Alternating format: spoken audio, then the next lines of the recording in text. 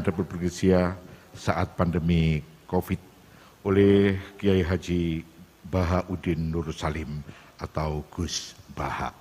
Kepada beliau dengan hormat disilakan.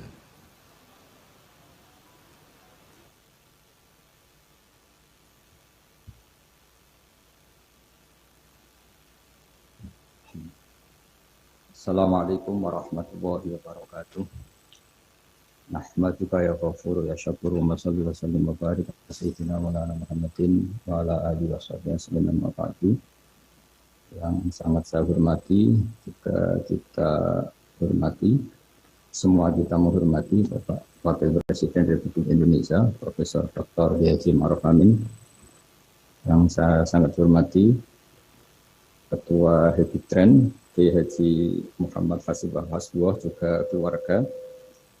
Yang saya hormati Bapak Ferry Warjio sebagai Gubernur Bank Indonesia, Kiai Haji Yaakob Khalil sebagai Menteri Agama, Kofifa sebagai Gubernur Jawa Timur, juga Kiai Haji Marzuki Mustamar sebagai Ketua PWNU Jawa Timur. Dalam munajat ini sengaja akan saya sampaikan hal-hal yang ringan, tapi itu menjadi solusi, menjadi jalan keluar bagi kita semua sebagai bangsa Indonesia. Ada banyak catatan sejarah. Dulu kita pernah sukses menghadapi penjajah, juga masyarakat dengan segala kesederhanaannya.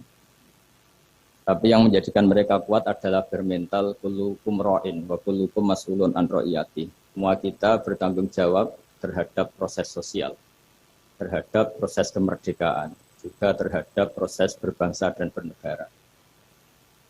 Mental ro'in ini, mental menjaga, mental memberi, mental bertanggung jawab, ini yang menjaga kita. Sehingga dulu para TNI, para pejuang itu di kampung-kampung dikasih ketela, dikasih gembili, dikasih hui, bisa makan. Gara-gara punya mental memberi ini, bangsa kita merdeka. Dalam sejarah paling terkenal adalah ketika Perang Tabuk. Itu sahabat yang saking miskinnya itu punya beras, misalnya di Indonesia kayak beras 2 kilo dikasihkan Nabi 1 kilo, yang 1 kilo untuk keluarganya. Sehingga anggaran perang ini tidak untuk biaya makan, tapi tetap untuk anggaran perang. Karena orang-orang menanggung makannya sendiri. Ini yang penting sekali supaya kita ngadepin pandemi, juga ngadepi problem. Masyarakat ini kita apresiasi, mereka juga ikut berjuang untuk menjaga ketertiban bangsa Indonesia.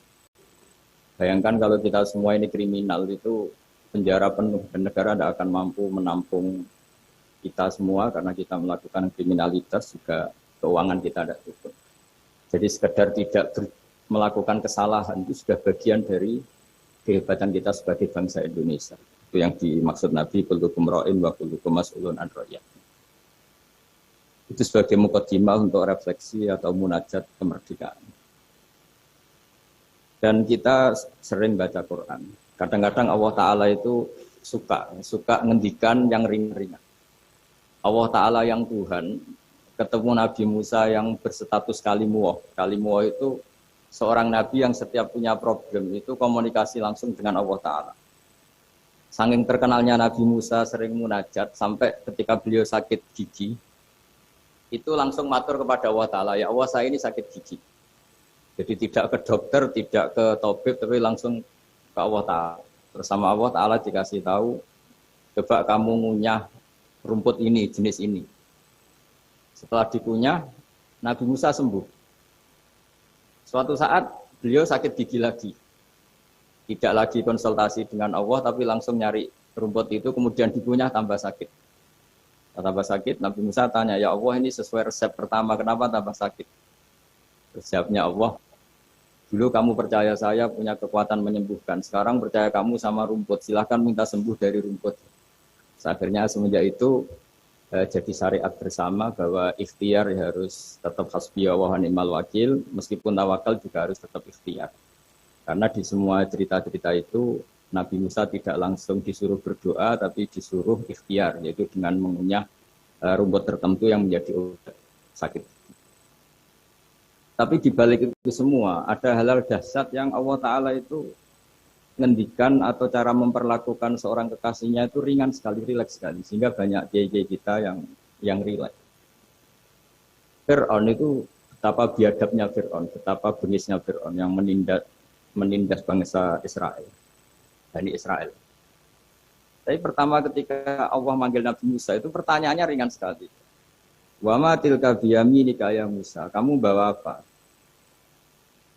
Padahal Allah tentu tahu. Ini Gusti, saya bawa tongkat. Ya. Kata Allah untuk apa? Atawakka'u 'alaiha wa husyu biha 'ala ghanami wal yafiha ma'arif ukhra. Ya, banyaklah Gusti fungsinya tongkat ini. Untuk menghalau kambing saya ketika menggembala, untuk merontokkan daun-daun supaya dimakan kambing saya. Dan masih banyak lagi kepentingan yang lain. Kata Nabi Musa, wal yafiha ma'arif ukhra, dan masih banyak kepentingan lain. Sehingga para mufassir mengatakan bahwa psikologi seorang rakyat ketemu presiden atau ketemu gubernur, apalagi ajudan, ketemu pimpinannya itu pasti takut. Cara menghilangkan ketakutan itu diajak ngendikan atau ngomong yang ringan-ringan. Saya tidak bisa bayangkan kalau saya ketemu Mbah Maimun terus ditanya, Mbah, kamu kiai kamu reputasinya sudah kayak apa? Yang sudah kamu pinterkan berapa? Yang sekarang jadi ahli sunnah berapa? Itu pasti saya gagap.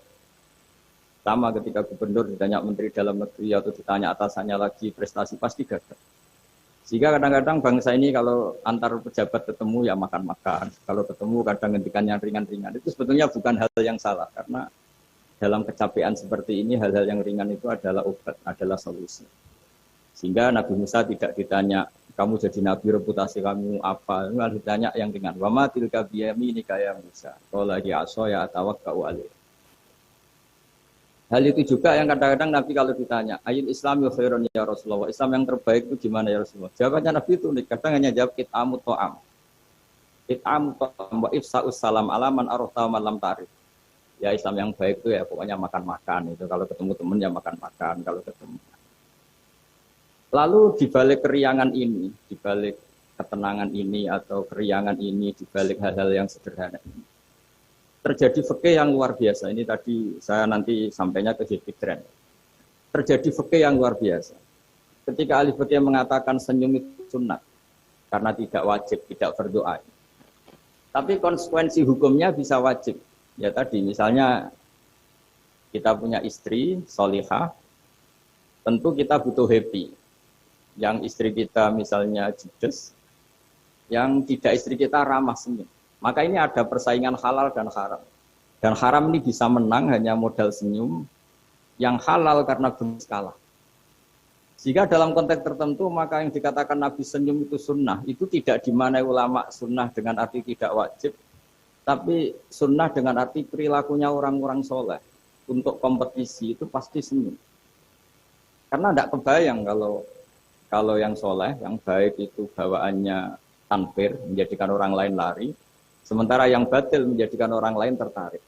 Ini jangan sampai terjadi. Sehingga Islam kadang-kadang mengajarkan kita hal-hal yang ringan tadi. Kit'amu to'am. Ya kalau ketemu teman ya makan-makan.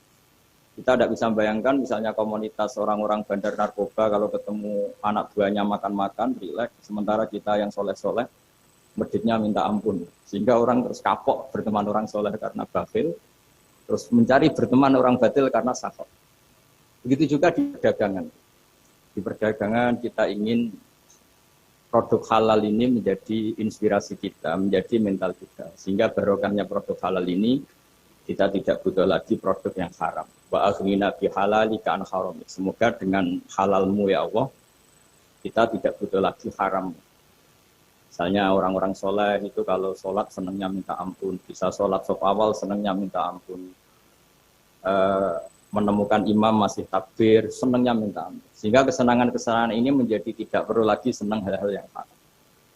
Makanya saya ikut mengapresiasi Hibidren ini semoga jadi sistem perdagangan yang menjadikan orang itu jauh dari haram.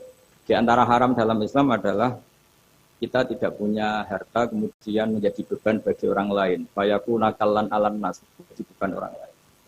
Sehingga di makalah Imam Ghazali paling terkenal diantaranya muru'ah. Muru'ah itu harga diri seseorang itu punya uang, punya harta.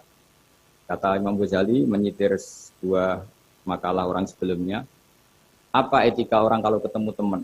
Kata orang itu jawabnya bawa uang katanya. Pokoknya kelihatan cukup.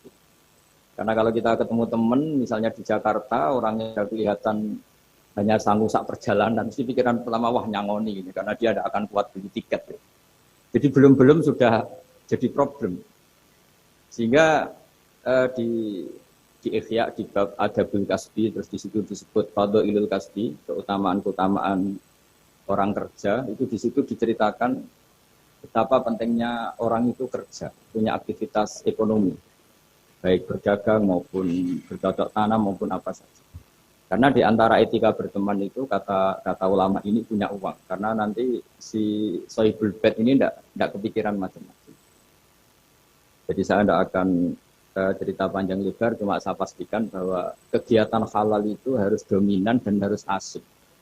Karena nanti kalau dalam kompetisi kita yang bernegara sehat, bawaannya marah-marah, orang yang salah bawaannya senyum, pasti pertarungan ini akan dimenangkan yang salah. Begitu juga yang orang bawa kebenaran, bawaannya kikir, sementara yang bawa kebatilan, dermawan, pasti kita akan kalah. Di sini pentingnya ngaji usul fikih, bahwa sebagaimana tadi yang beberapa kali disinggung oleh Kiai Haji Ma'ruf Amin, saya suka sekali karena beliau sering menghentikan kaidah-kaidah juga usul fikih, bahwa masalah pandemi ini atau masalah bangsa ini itu masalah bersama, bukan masalah pejabat saja, bukan tanggung jawab pejabat saja. Karena dalam Islam diajarkan siapapun yang punya kemampuan ikut membantu itu ya wajib. Jadi ukurannya itu siapapun, bukan yang sedang bertugas. Kalau semuanya profesional bisa habis bangsa ini. Misalnya kita melihat orang tenggelam, terus biarin aja kita tidak sar kok, tidak tim yang penyelamat tenggelam. Kita melihat orang kecelakaan, saya tidak satlantas, biar aja. Tidak bisa seperti itu. Meskipun kita kiai, kalau melihat orang kecelakaan, ya ditolong.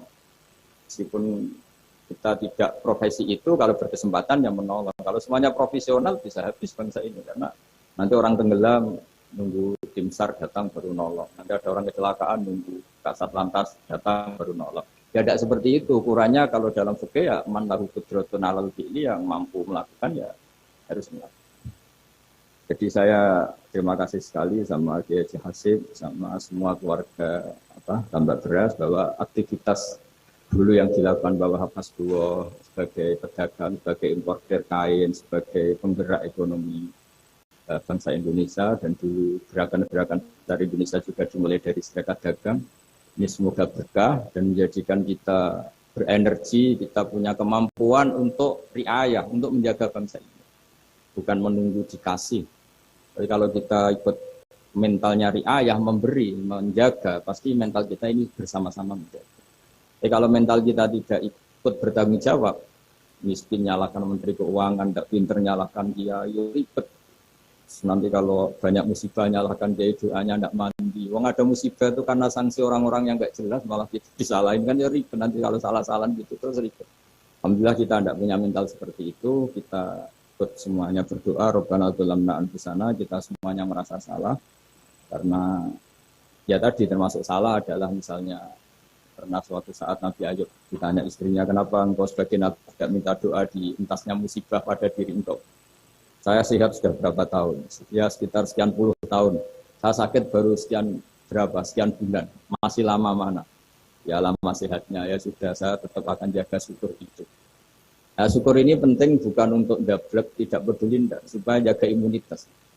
Karena di antara nikmat yang paling pokok itu alladzi atamahu min ju'i wa amanahu min khauf. Orang bisa makan, hidup kita tidak terancam oleh kepunahan, oleh pembantaian, oleh chaos sosial, itu sudah luar biasa.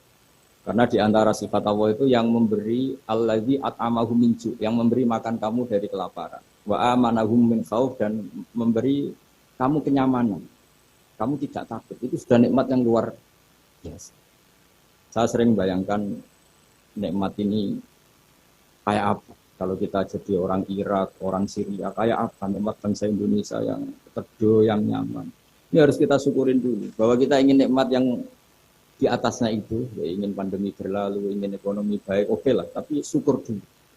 Supaya tidak lupa lah bahwa kewajiban kita itu alhamdulillah dulu. Jangan karena kemerungsung ingin ideal terus yang sudah kita dapatkan kita hinakan. Itu bahaya sekali dalam muamalah sama Allah Ta'ala. Sebagaimana tadi yang hadis qudsi yang disebut Bapak Wakil Presiden, siapa yang tidak syukur atas nikmatku, tidak sabar atas balaku, itu maka silahkan mencari Tuhan selain aku, tapi jangan menempat bumiku, jangan menempati bumiku, jangan pakai langitku. Intinya itu betapa bahayanya kita kalau tidak syukur. Saya kira demikian, dan saya terima kasih sekali atas kegiatan atau ide jadi tren, tapi saya mohon semohon-mohonnya bahwa ini adalah bagian dari meneruskan tradisi dulu, mulai Pak Wahab, mulai Pak Hasim, mulai Pak Bisri, mulai semuanya lah tokoh-tokoh dari ormas manapun, termasuk dulu ada Serikat Islam, ada Serikat Dagang, karena semuanya ini akan membangkitkan bangsa kita dari keterpurukan. Harus jadi kompetitor yang baik sehingga masyarakat ini berkebutuhan yang halal. Karena orang nikmati laba dari dagang, dapat uang dari bisnis, mereka antipati dapat uang dari nyuri, dari korupsi. Jadi semua kebaikan harus dinikmati untuk dalam rangka wa aghnina bi halalika an haram, supaya kita cukup menikmati yang halal sehingga tidak berkebutuhan lagi sama yang haram. Itu juga dalam berekonomi, berbisnis dan berperadaban. Saya kira demikian, dan mohon maaf karena tadi saya harus ngaji dulu Bulughul Maram sehingga ada bisa ngikuti mulai awal. Dan terima kasih. Assalamualaikum warahmatullahi wabarakatuh.